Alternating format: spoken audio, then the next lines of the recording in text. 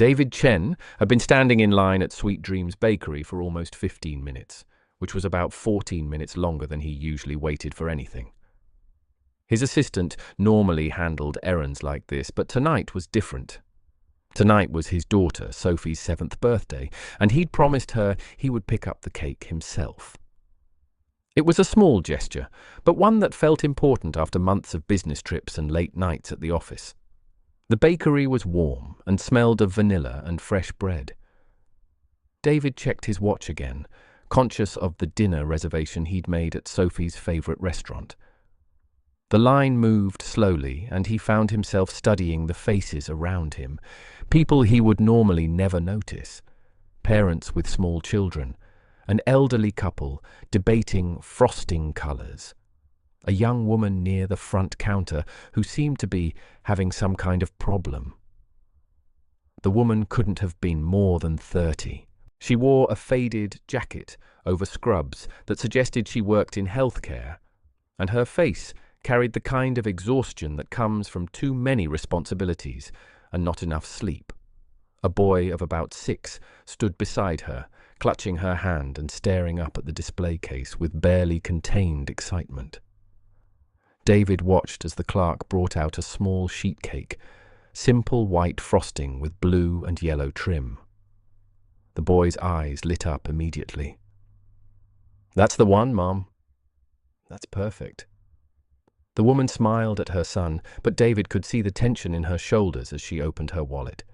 She counted bills carefully, her lips moving silently. The clerk waited patiently, though the line behind them was growing longer. After a moment, the woman's smile faltered. She looked up at the clerk with obvious embarrassment. "I'm so sorry. I thought I had enough, but I'm $3 short. Is there any way I could come back tomorrow with the rest?" The clerk, a teenage girl who looked uncomfortable with the situation, glanced back toward the kitchen. "I'm really sorry, but we can't hold custom orders without full payment. It's the policy." The boy's face fell. His grip on his mother's hand tightened. "Mom, you said we could get the cake. You promised." "I know, sweetie. I know." The woman's voice was steady, but David could hear the strain in it. "We'll figure something out. Maybe we can get cupcakes instead from the grocery store." "But you said," the boy began, his voice rising with the particular devastation of a 6-year-old whose birthday plans are crumbling. The woman crouched down to her son's level, her hand gentle on his shoulder. "Listen to me, Jake. I know this isn't what we planned, but sometimes things don't work out exactly how we want. We're still going to have a wonderful birthday, I promise." David found himself stepping forward before he'd consciously decided to do so. "Excuse me." Both the woman and the clerk looked at him in surprise. The woman stood quickly, a defensive expression crossing her face as if she expected criticism or pity, neither of which David intended to offer. He addressed the clerk directly. "I'd like to pay for the cake, please." "Add it to my order." The woman's eyes widened. "No, that's not necessary. We're fine." "Really?" David pulled out his wallet, keeping his tone casual. "It's already done." The clerk's looking at me for confirmation. He glanced down at the boy, who was watching him with a mixture of hope and uncertainty. Besides, it looks like someone's been waiting for this cake for a while. The woman's face flushed. She opened her mouth as if to protest again, then seemed to struggle with what to say. David could see pride warring with necessity in her expression, and he recognized that particular battle. He'd seen it in his own mother's face years ago, back when his family had been the ones counting change at checkout counters. "I appreciate the gesture," the woman said carefully, "but I can't accept charity from strangers." "This isn't charity," David replied quietly. "It's a birthday cake. Kids only turn 6 once." The boy looked up at his mother, uncertainty giving way to pleading. "Mum, please! It's my birthday!" The woman's resistance seemed to crumble. She looked at David for a long moment, searching his face for something. Whatever she found, there must have satisfied her, because she finally nodded. "Thank you. That's very kind. I'll pay you back. I can give you my contact information. That won't be necessary, David said. Just enjoy the party. The transaction was completed quickly. David paid for both cakes, his daughter's elaborate three-tier creation and the simple sheet cake that meant so much to the boy beside him.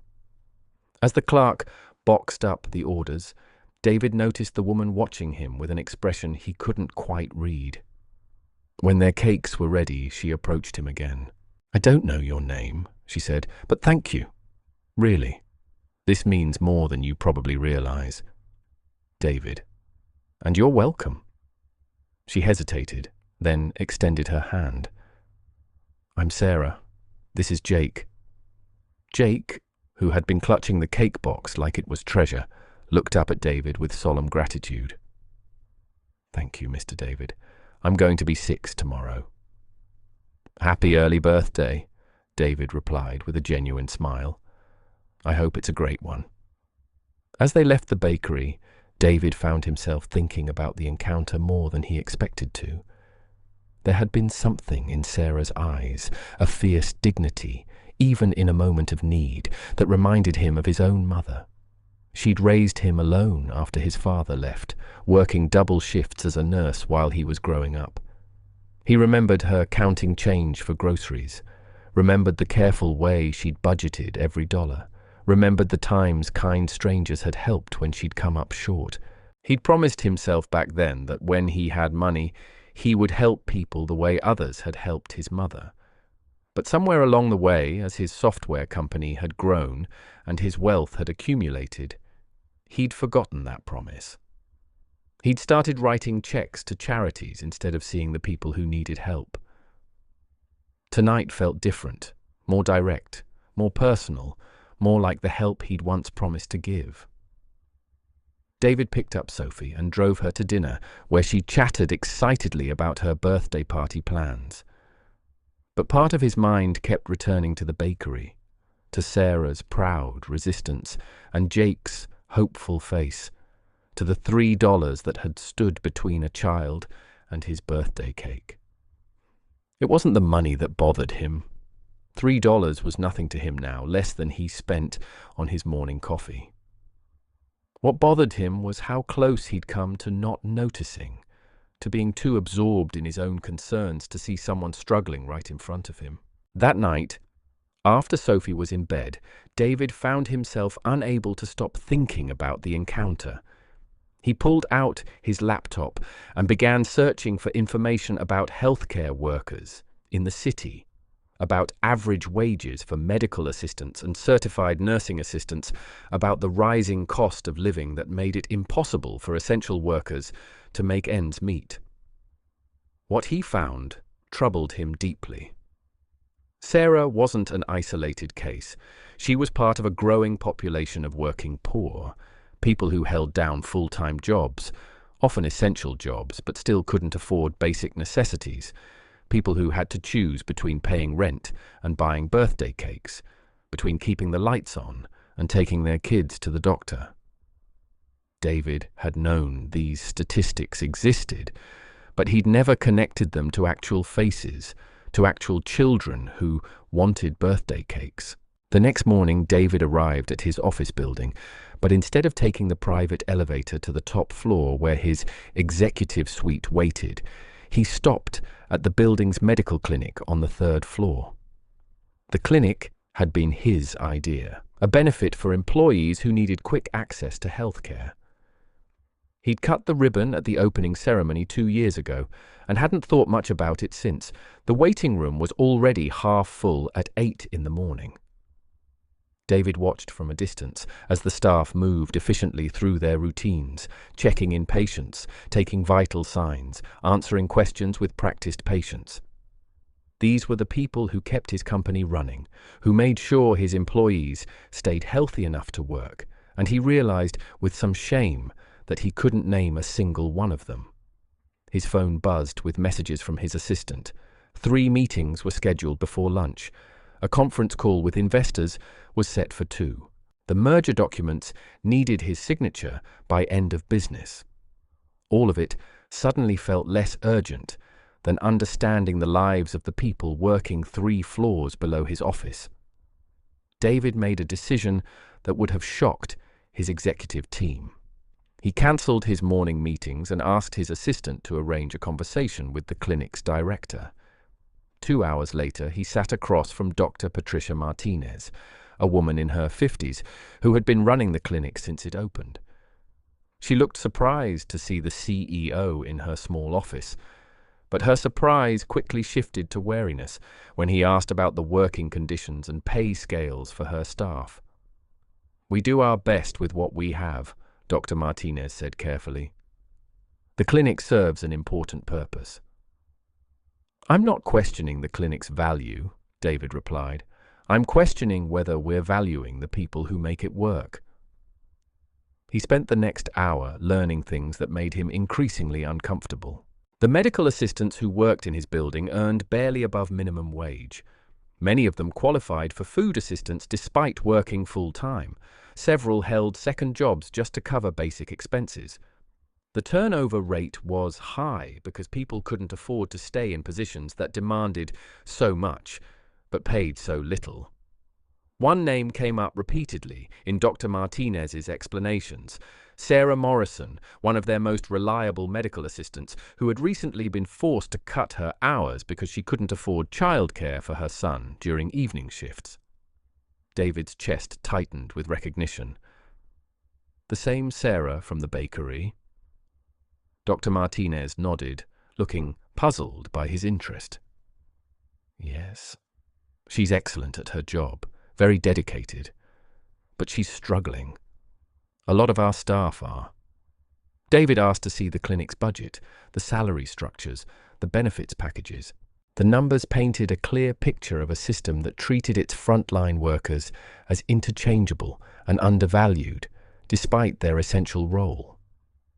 It was a reality he'd never questioned, because it was standard practice, because it was how businesses operated, because he'd been too far removed from the reality of counting change for birthday cakes to see the problem right in front of him.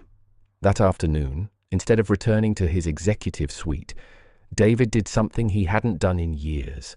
He stayed in the clinic, observing the workflow, watching Sarah and her colleagues as they cared for a steady stream of patients with professionalism and genuine compassion. He saw Sarah comfort a nervous child before a vaccination. He watched her patiently explain medication instructions to an elderly patient who struggled to understand. He observed her handle a difficult patient with grace and humor. And through it all, he noticed the shadows under her eyes, the worn shoes she wore despite being on her feet all day, the way she declined when her co-workers suggested ordering lunch because she'd brought something from home. Around 3 p.m, Sarah noticed him watching. She approached with a mixture of surprise and uncertainty. "Mr. Chen, I didn't expect to see you here. Is everything all right?" David stood, suddenly aware of how his presence must seem, the CEO, lurking in the clinic for hours. "Everything's fine. I was just observing." "You work here?" Sarah nodded, her professional demeanor firmly in place despite the obvious awkwardness of the situation. "I do. Medical assistant." She paused, then added with a small, embarrassed smile, "I didn't realize yesterday that you were, well, you." "It doesn't matter who I am," David said. "I should have introduced myself properly." He hesitated, then continued. "I wanted to thank you, actually." "For what?" Sarah looked genuinely confused. "For reminding me of something I'd forgotten," David replied. But he didn't elaborate. And after a moment of uncertain silence, Sarah excused herself to return to work. David watched her go, a plan forming in his mind that would change both their lives in ways neither of them could have predicted. David spent the next week doing something he hadn't done since the early days of building his company. He investigated every detail of how the clinic operated, how the staff were compensated, and what it would actually cost to ensure that the people providing essential care to his employees could afford their own basic necessities. The numbers were surprisingly manageable. What would have seemed like an enormous expense to someone like Sarah was barely a rounding error in his company's quarterly budget. The real question wasn't whether he could afford to pay fair wages. It was why he hadn't thought to ask the question sooner. He called a meeting with his executive team and HR director. The proposal he presented was straightforward: immediate salary increases for all clinic staff to bring them above living wage for the city. Expanded benefits including childcare assistance, better scheduling to accommodate single parents, additional staff to reduce the burden on existing workers. His CFO objected immediately. The precedent this sets could be problematic. If we raise wages in the clinic, other departments will expect the same. Then we raise them there too, David replied calmly, starting with any position where full-time employees qualify for public assistance. If someone works 40 hours a week for this company, they should be able to afford housing and food and birthday cakes for their children without government help or charity. The HR director shifted uncomfortably. This could significantly impact our bottom line. It will impact our bottom line by less than 2%, David countered. He'd done the math himself. And it will impact employee retention, productivity, and company reputation far more positively. We're not having a debate about whether to do this. I'm informing you that we are doing this. The question is how quickly we can implement it. The silence that followed was tense. His executives weren't accustomed to decisions being made this way, based on moral imperative rather than profit optimization. But David had spent too many nights lying awake thinking about Sarah counting out bills in a bakery to care about their discomfort. The changes would begin immediately. Dr. Martinez was called to a meeting the following Monday, expecting routine administrative discussion. Instead, she found herself sitting across from David as he outlined a complete restructuring of the clinic's compensation and staffing model. She listened in growing disbelief as he detailed salary increases, benefit expansions, and budget allocations that would transform the clinic from a perpetually struggling operation into something genuinely sustainable. "Why are you doing this?" she asked when he finished. "Because it's right," David replied simply, "and because I've been reminded that the people who do essential work deserve more than our appreciation. They deserve our investment." Dr. Martinez's eyes filled with tears. She'd been fighting for her staff for 2 years, submitting budget requests that were routinely denied, watching good people leave because they couldn't afford to stay. "Do you know what this will mean to them?" she asked quietly. David thought of his mother working double shifts, of Sarah's face in the bakery, of Jake's disappointment at the thought of losing his birthday cake. "I have some idea," he said. The announcement went out to clinic staff the next day. Effective immediately, all medical assistants would receive a 30% salary increase. Certified nursing assistants would receive 40%. New benefits, including subsidized childcare, would begin the 1st of next month. Additional staff would be hired to reduce workload and improve scheduling flexibility. David made sure to be present when the staff meeting was held. He wanted to see their faces, wanted them to know this wasn't some impersonal corporate decision handed down from above, but a deliberate choice made by someone who understood what difference it would make. Sarah was among the last to arrive at the meeting, rushing in from a patient appointment with apologies for being late. When Dr. Martinez began explaining the changes, Sarah's expression shifted from professional attention to confusion, to something that looked almost like disbelief.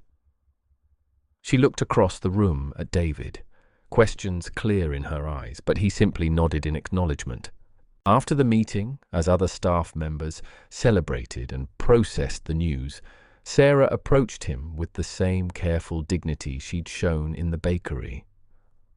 "This is because of the cake, isn't it?" she asked quietly. This is because people who work full-time shouldn't have to choose between paying rent and buying their child a birthday cake, David replied. You just happened to remind me of that fact. Sarah's eyes were bright with unshed tears. I don't know what to say. You don't have to say anything, David told her. Just enjoy your son's next birthday without having to count change. The words broke through her composure.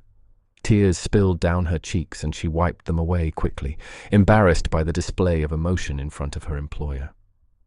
I'm sorry. It's been a hard few months. I know, David said gently, and I'm sorry that you were struggling while working for a company that could have helped but didn't. That's on me, not you. Sarah shook her head. You didn't know. I should have known, David countered. And now that I do, things are going to be different. Over the following weeks, David made good on that promise. The changes in the clinic became a model for evaluating compensation throughout the company. He commissioned a comprehensive audit of every position, every department, every salary structure. Wherever people were working full-time but struggling to meet basic needs, wages were adjusted. The changes cost the company millions. They also resulted in the lowest turnover rate in company history, dramatic improvements in employee satisfaction, and productivity increases that more than offset the added expense. But for David, the real measure of success came in smaller moments. Sarah bringing homemade cookies to share with her co-workers because she could finally afford ingredients for simple pleasures. Another medical assistant mentioning casually that she'd been able to take her daughter to the dentist for the first time in 2 years. A nurse who'd been working 3 jobs reducing to 1 and enrolling in night classes to finish her degree. 3 months after the bakery encounter, David received an invitation that surprised him.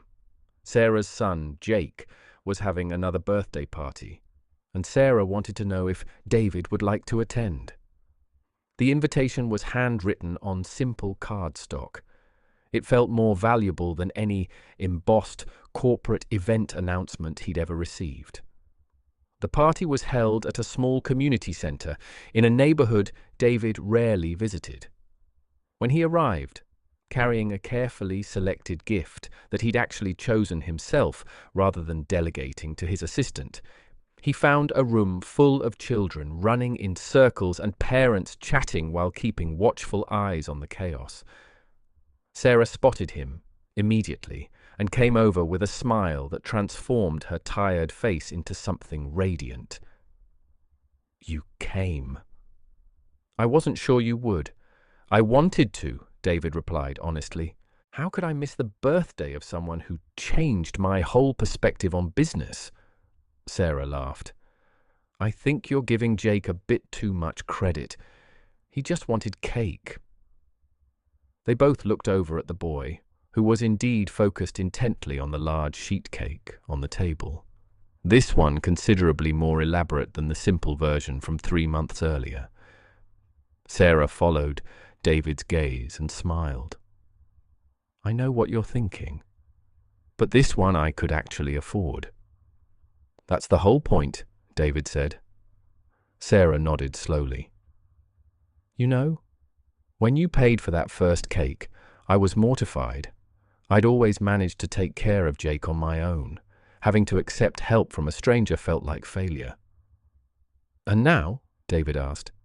Now I understand that accepting help when it's offered isn't weakness, Sarah replied, and offering help when you have the means isn't charity. It's just being human. She paused, then continued more quietly. What you did for the clinic staff, it wasn't just about money. It was about dignity, about recognizing that we matter, that our work has value, that we deserve to live without constantly struggling. That's what changed everything. David felt a tightness in his chest. I should have seen it sooner. Maybe, Sarah agreed. But you saw it eventually. That's more than most people in your position ever do. They stood in comfortable silence for a moment, watching the children play. Then Sarah's voice shifted to something lighter. Come on, you should meet some of the other parents. They're going to be starstruck when they realize who you are. David ended up spending 2 hours at the party, eating cake and making awkward conversation with 6-year-olds about their favorite superheroes and video games.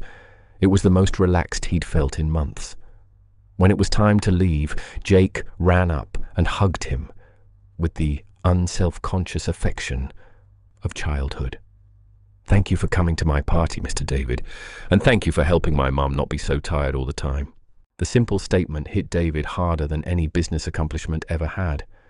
He crouched down to Jake's level. You're welcome, buddy. Take care of your mum, okay? She's pretty special. I know, Jake said with absolute certainty. She's the best mum in the whole world. As David drove home that evening, he thought about legacy and what actually mattered. He'd built a successful company. He'd accumulated wealth beyond what he'd ever imagined as a kid watching his mother count change. But the real success, the real wealth was in the ability to make a difference in lives like Sarah's and Jake's. The bakery incident had been a wake-up call, a reminder that numbers on spreadsheets represented actual people with actual struggles. Every salary he'd approved, every budget he'd cut, every efficiency he'd demanded had impacted real lives in ways he'd never considered from his executive suite. That awareness changed how he approached every business decision going forward. 6 months later, David's company won recognition as one of the best places to work in the state. The article featured interviews with employees who spoke about fair wages, comprehensive benefits, and a CEO who actually seemed to care about their well-being. Sarah was quoted in the piece, though she'd insisted on using only her first name. She talked about going from barely surviving to actually living, from counting pennies to planning for her son's future, from feeling invisible to feeling valued. David kept a copy of the article in his desk drawer next to a photo of Sophie at her birthday party. Whenever he faced a difficult business decision, whenever profit margins and human costs came into conflict, he would look at those reminders of what actually mattered. The company continued to grow and thrive, proving that doing right by employees didn't mean sacrificing success. If anything, it enhanced success by creating a workforce that was loyal, motivated, and productive because they knew their contributions were genuinely valued. Sarah eventually went back to school, using the education benefits David had implemented, and earned her nursing degree. She still worked at the company clinic, now as an RN, with a salary that allowed her to save for Jake's college fund and take vacations and buy birthday cakes without counting change. David and Sarah became friends over time, an unlikely connection between a billionaire CEO and a woman who'd once been $3 short for her son's cake. They would occasionally have coffee in the clinic break room, discussing everything from healthcare policy to parenting challenges to the strange turns life could take. During one of these conversations, Sarah asked him something that had been on her mind. Do you ever wonder what would have happened if you hadn't been in that bakery that day? If you'd sent your assistant for the cake like usual? David had thought about it many times. Honestly, I think I would have kept going exactly as I was, making money and missing the point. That $3 gap between you and Jake's cake taught me more about business ethics than any class I took at Harvard. Sarah smiled. $3 that changed thousands of lives if you count all the people you've helped since then. It's a good return on investment. The best I've ever made, David agreed. Years later, long after the bakery encounter had become a story David told at company meetings and business conferences, he would still remember the moment with perfect clarity. The exhausted woman counting bills, the disappointed child, the $3 difference between crisis and celebration. That moment had shown him what he'd lost sight of in his climb to success. The recognition that behind every transaction, every salary, every business decision were actual human beings with hopes and struggles and birthday cakes to buy. Wealth, he'd learned, wasn't measured in the money you accumulated, but in the lives you touched with whatever resources you had. Sometimes the most profound lessons came from the smallest moments, and sometimes a chance encounter in a bakery could remind you of truths you'd forgotten. That kindness costs less than we imagine, that dignity matters more than pride, and that the distance between struggling and thriving is often much smaller than it appears. All it takes is someone willing to bridge that gap, not with pity or superiority, but with the simple recognition that we're all human, we're all worthy, and we all deserve birthday cakes for our children without having to count our last $3 to afford them. The next time you see someone struggling with a small expense that means the world to them, maybe you'll remember this story and recognize your own chance to make a difference that reaches far beyond the immediate moment.